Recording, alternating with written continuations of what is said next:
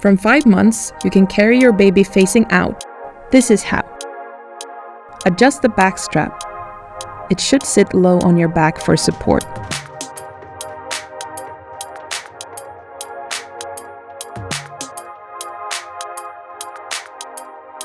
Open the buckle.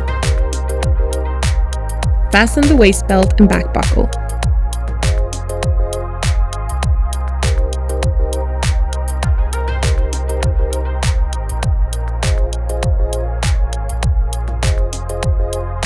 Put the carrier on over your head. Open the magnetic buckles fully. Place your baby in the forward-facing position.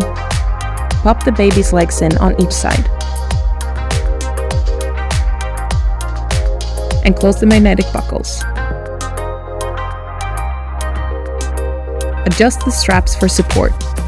If the straps are hanging loose, fold them together. Make sure your baby's legs are in the M position, and enjoy the world together.